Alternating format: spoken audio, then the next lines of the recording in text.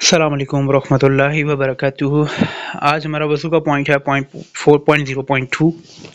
اس میں ہے کہ دائنی طرف سے وضو کی ابتدا کرنا۔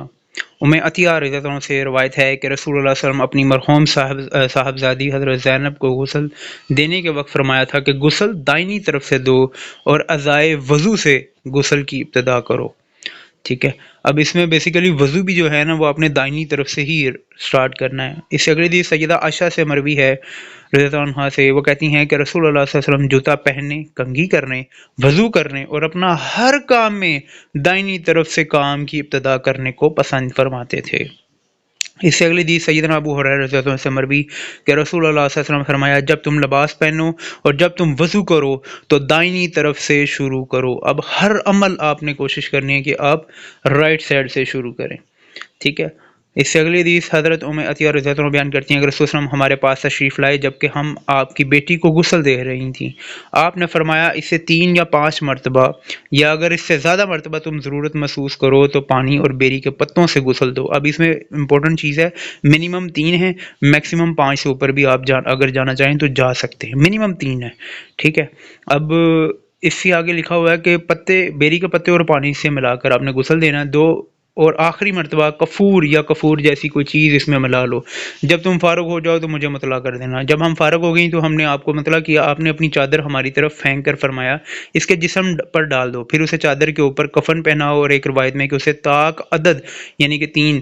ٹھیک ہے، طاق عدد ہوتے ہیں بیسیکلی اور نمبرز 1 3 5 7، تو منیمم 3 ہے، ٹھیک ہے، 3 یا 5 یا 7 مرتبہ غسل دو دائنی طرف اور وضو کی جگہوں سے شروع کرو۔ اب دیکھو رائٹ سائڈ سے شروع کرنا ہے، چاہے وہ میت کا غسل ہو، یعنی کہ آپ کسی میت کو غسل دے رہے ہو، چاہے وضو کر رہے ہو، کوئی بھی قسم کا غسل کر رہے ہو،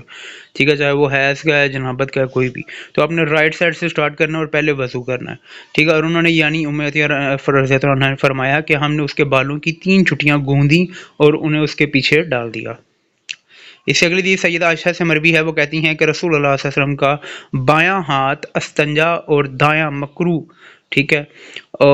چیزوں کے لیے تھا، اور دایاں ہاتھ وضو کے لیے اور کھانا کھانے کے لیے تھا۔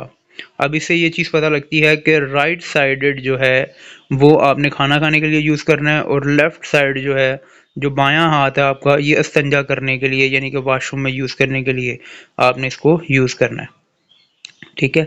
اور یا کسی بھی اس طرح کی چیز کو ہاتھ لگانے کے لیے جو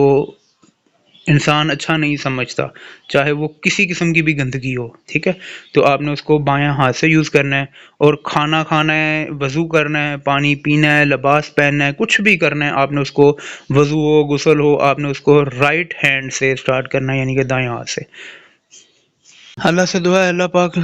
ہم سب کو جو کچھ پڑھا سنا اس پر عمل کرنے کی توفیق دے، اور اللہ پاک سے ہم دعا کرتے ہیں ہمیں صراط المستقیم نام تو والے راستے پر چلائے، اور اللہ پاک ہمارے تمام صغیرہ کبیرہ گناہوں کو معاف فرمائے، درگزر فرمائے، اور ہم سب کو پیارے نبی کریم صلی اللہ علیہ وسلم کی محبت اور ان کی زندگی کے اوپر پیروی کرنے کی توفیق عطا فرمائے، ان سے محبت عطا کرے، ہمیں قرآن و حدیث پر عمل کرنے کی توفیق دے، آمین۔ السلام علیکم ورحمۃ اللہ وبرکاتہ۔